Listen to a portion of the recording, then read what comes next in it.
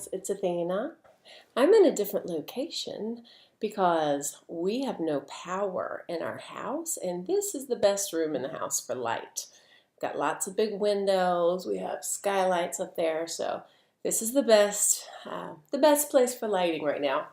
And our power went off around 8:30 this morning, and it's after 1 o'clock now, and I don't think there's any chance it's coming back anytime soon. It's Friday, but I got the day off because of this weather. Dangerous winds, and it is crazy. I gotta tell you, I woke up at 3:15 this morning, and the wind had really started. It was picking up. It sounded like we were in the middle of a hurricane or something. I've never been in a hurricane, so maybe that's not what it sounds like, but the wind gusts were really scary. And in my backyard, we had way too many limbs, like dead limbs, and probably totally dead trees that we have procrastinated taking care of because it's really expensive. But now I'm regretting that we did that. So at 3:15 I woke up, and my instincts or my guides, or most likely my mama, was telling me, go in there and get that baby and bring him in your bed. Go get Poochie, because Poochie is on the back of the house where the trees are the worst. I couldn't ignore it because I have witnessed what a house looks like after a tree crashes in. And yeah, if you've seen that, you don't want that happening to your baby. So I went into his room. I didn't want to scare him, and I just picked him up and carried him. That kid's almost as tall as I am these days. He's gigantic. Carried him into my room, and he said, "Why are we doing this?" And I just said, it's really windy, and my instincts are telling me to bring you in my room, and I want to cuddle with you. And he's like, okay, sounds good to me. He's big lately on using that excuse or reason for things. You know, his instincts are telling him not to do something, or his instincts are telling him to do something. And I'm trying to teach him all that. Okay, but that's enough of that. That's a very long introduction to this video, which is actually about the letter F, which I decided to go with fire. We may be building a fire tonight if our house continues to get cold, but fire will be my response. I can't choose my favorite elements, to tell you the truth, but I will say with magic, I would say fire is probably my #1 go-to element. Nearly every spell I cast or any magic I do has fire, and I have kind of a expression that it ain't magic if something don't get burned. I got to burn something because it just has so many uses and so much symbolism in it for me. If I want to send up a prayer to, or a wish or an intention to the universe, I write it on a petition and I burn it. That's one of the quickest ways to send your prayers up into the universe. Fire is very useful for fast spells. If I have finally gotten around to doing a spell, I need something fast usually, or I need to take care of a problem now. And so fire is the #1 way for me to do that. Some of the things I've done, as mentioned, I use it for sending up prayers.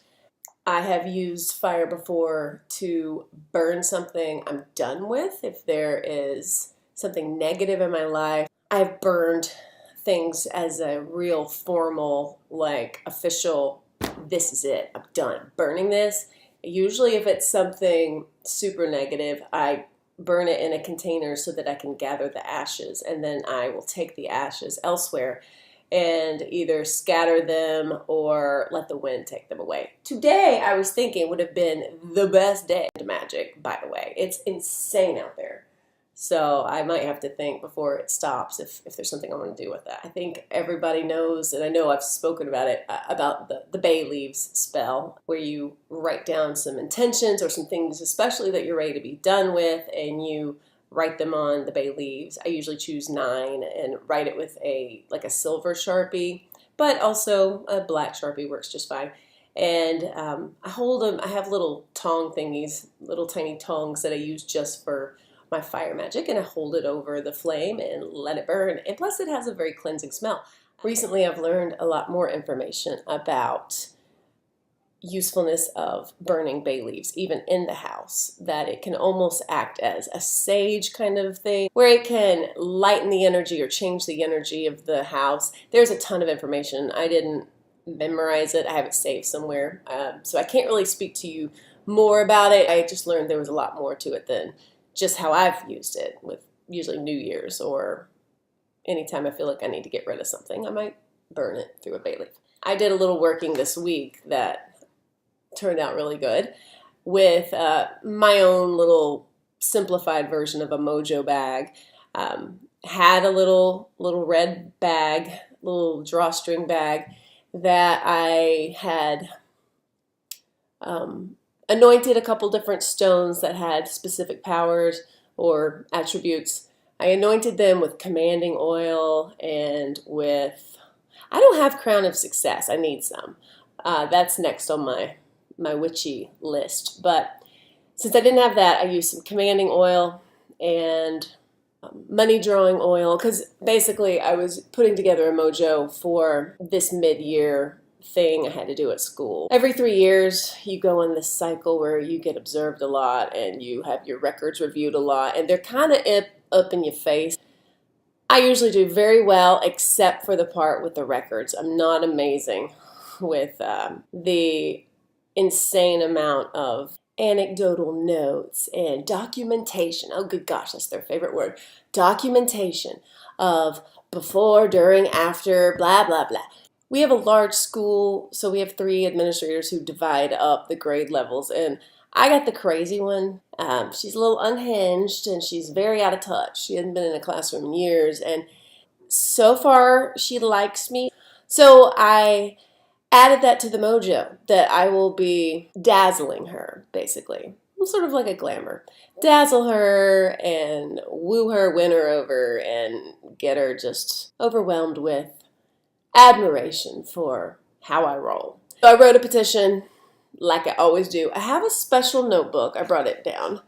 I got this at World Market a long time ago, and I kind of consecrated it as this paper is like my enchanted paper and this is my spell paper. So I took one of these sheets. I had my candles lit. All my spells have certain candles. I have a working candle, and then now I have this really huge candle from Witchy Bear that I love, and it's a black. It's technically a protection candle, but I use it for power. I anointed the paper, wrote my petition, folded it up, and burned it. Once it was burned to ashes, I took those ashes and kept them in a little tiny bottle that you can get at Michael's. I put all the ashes in there. I put another couple drops of the oils and put them and the enchanted stones all in the bag and kept that bag on me. Kept it in my pocket. I also did a couple other things, but it went amazing. So yay for that. Fire is such an incredible element. All of the elements are. I mean, I'm an earth worshiper.